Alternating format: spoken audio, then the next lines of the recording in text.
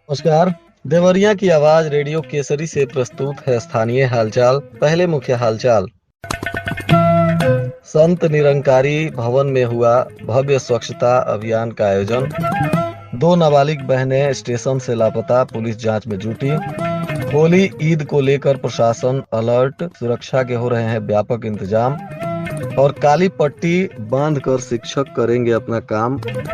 दुष्कर्म का आरोपी टीटीई अभी भी नहीं हुआ गिरफ्तार, परिजनों में आक्रोश। स्थानीय हालचाल के इस अंक के साथ मैं अनिकेत मिश्र। अब हालचाल विस्तार से।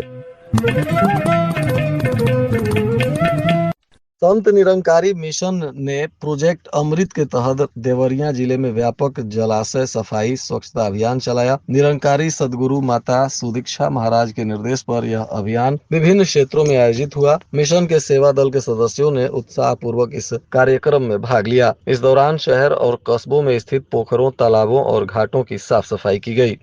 भलुअनी थाना क्षेत्र के एक गांव की महिला ने पुलिस को तहरीर देकर गांव के ही एक युवक पर अपनी 2 नाबालिग बेटियों को भगा ले जाने का आरोप लगाया है। पुलिस ने मामला दर्ज कर जांच शुरू कर दिया है। महिला अपनी 3 बच्चों को लेकर गोरखपुर दवा कराने जा रही थी। देवरिया रेलवे स्टेशन पर ट्रेन का इंतजार करते समय उसकी 2 नाबालिग बेटियां कुछ खाने के लिए स्टेशन से बाहर दक्षिण रोड की ओर चली गयी। काफी देर तक वापस नहीं आने पर महिला ने ढूंढा। जब कुछ पता नहीं चला तो वह घर लौट गयी। वहाँ भी 2 दिनों तक जब लड़की नहीं मिली तो सीसीटीवी में युवक के साथ बच्चियों को देखा गया, जिसके बाद अब पुलिस इस मामले की तफ्तीश में जुटी हुई है। जनपद में ईद और होली को लेकर प्रशासन अलर्ट है। सभी थाना क्षेत्रों में होली और ईद को लेकर शांति समिति की बैठक का आयोजन हो रहा है। इसी कड़ी में मदनपुर थाना परिसर में भी बैठक हुआ, जिसकी अध्यक्षता इंस्पेक्टर नंदा प्रसाद ने की। इस बैठक में क्षेत्र के संभ्रांत नागरिक, धर्मगुरु, नगर अध्यक्ष प्रतिनिधि और ग्राम प्रधान सहित तमाम सामाजिक संगठनों के भी प्रतिनिधि शामिल हुए। इंस्पेक्टर नंदा प्रसाद ने कहा कि होली और ईद हमारी आपसी भाईचारे, सौहार्द और एकता का प्रतीक है। उन्होंने सभी लोगों से पर्वों को शांति और सद्भाव के साथ मनाने की अपील की। उन्होंने कहा कि अफवाहों पर ध्यान न दें, सोशल मीडिया पर भ्रामक या आपत्तिजनक पोस्ट साझा न करें। उन्होंने चेतावनी दी कि शांति व्यवस्था भंग करने वालों के खिलाफ पुलिस सख्त कार्रवाई करेगी।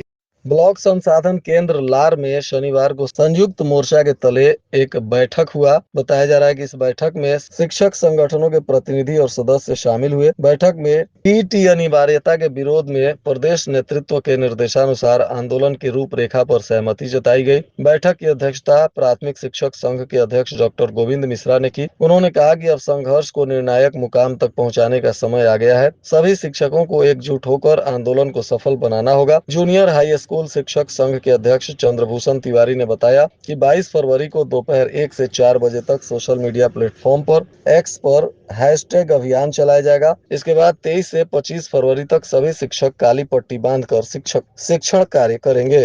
कटनी रेलखंड पर चलती ट्रेन में एसी प्रथम श्रेणी कोच में सीट दिलाने का झांसा देकर एनसीसी कैडेट के साथ दुष्कर्म करने वाले टीटीई की 8 दिन बाद भी गिरफ्तारी नहीं हो सकी। फरार टीटीई के मोबाइल नंबर बंद होने के चलते पुलिस का अचूक हथियार सर्विलांस भी मदद नहीं कर पा रहा है। बताया जा रहा है कि वाराणसी, छपरा, पटना समेत कई जगहों पर पुलिस की टीमों ने छापेमारी की है। पुलिस अधिकारी जल्द ही फरार टीटीई की गिरफ्तारी कर लेने का दावा कर रहे हैं। मऊ जिले की रहने वाली एक छात्रा एनसीसी कैडेट है और गोरखपुर में रहकर सेना की तैयारी करती है। 15 फरवरी को उसकी कोई परीक्षा थी, इसलिए वह मऊ गई थी। बताया जा रहा है कि अहमदाबाद गोरखपुर एक्सप्रेस में बिना टिकट के ही मऊ में वह सवार हो गई और एनसीसी ड्रेस में भी थी। इसी दौरान बहला फुसलाकर सीट दिलाने के नाम पर टीटी ने उसके साथ दुष्कर्म किया है। इसके लिए 5 टीमों का गठन किया गया है और यह टीमें टीटी को गिरफ्तार करने के लिए अलग अलग जगहों पर छापेमारी कर रही है।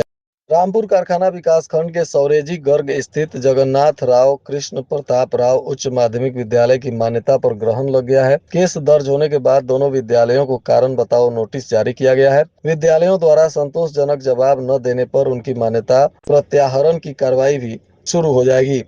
देसही देवरिया विकास खंड के पड़िया पार, पड़ौली, समूगर और बाल कुआं गांवों में नीलगायों का आतंक बढ़ गया है। किसान काफी परेशान हैं। सैकड़ों की संख्या में घूम रहे नीलगायों के झुंड दिन और रात के अंधेरे में खेतों में घुसकर रबी की खड़ी फसलों को भारी नुकसान पहुंचा रहे हैं, जिससे किसानों की मेहनत और उनके लागत पर पानी फिरता हुआ नजर आ रहा है।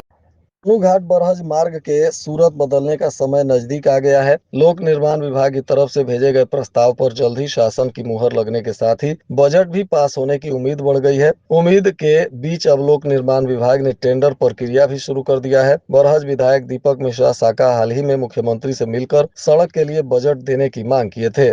समाज कल्याण विभाग द्वारा सामान्य वर्ग, अनुसूचित जाति और अनुसूचित जनजाति के कक्षा 9 से पारा स्नातक सहित अन्य कोर्स करने वाले छात्रों को प्रति वर्ष छात्रवृत्ति मिलती है। बताया जा रहा है कि 9 से 12 तक के छात्रों के सक्षम इसे लेकर कोई दिक्कत नहीं है, लेकिन कतिपय महाविद्यालयों में अध्ययनरत स्नातक और उससे अग्रेतर छात्रों द्वारा विभाग के पोर्टल पर छात्रवृत्ति के लिए किए गए आवेदन का डेटा पोर्टल पर सस्पेक्टेड देखने से छात्र परेशान है। 9 से 12 स्नातक सहित विभिन्न कोर्स करने वाले सामान्य वर्ग, अनुसूचित जाति और अनुसूचित जनजाति के छात्रों को विभागीय पोर्टल पर छात्रवृत्ति के लिए आवेदन ऑनलाइन करना होता है, परंतु वहां सस्पेक्टेड दिखने के बाद अब आवेदनकर्ता काफी परेशान नजर आ रहे हैं।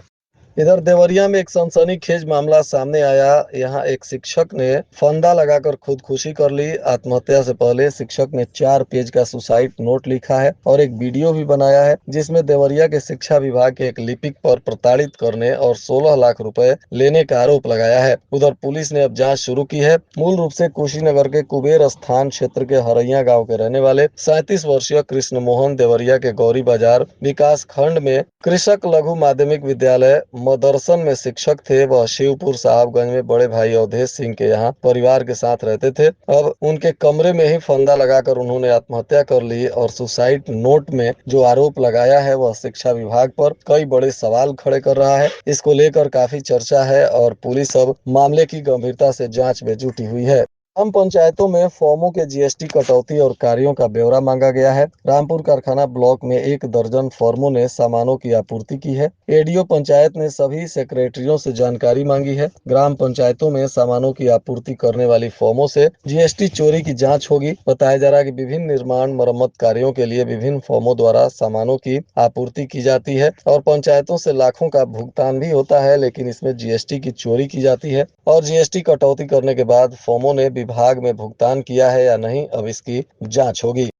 और आज के मौसम का तापमान देवरिया में न्यूनतम 16 डिग्री सेल्सियस और अधिकतम 27 डिग्री सेल्सियस रहने की संभावना है। अंत में मुख्य हालचाल एक बार फिर।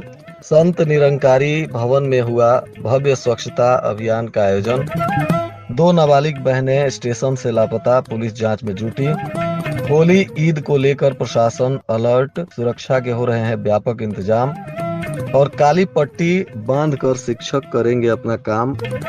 दुष्कर्म का आरोपी टीटीई अभी भी नहीं हुआ गिरफ्तार, परिजनों में आक्रोश। इसके साथ ही रेडियो केसरी से प्रसारित स्थानीय हालचाल का यह अंक समाप्त हुआ। नमस्कार।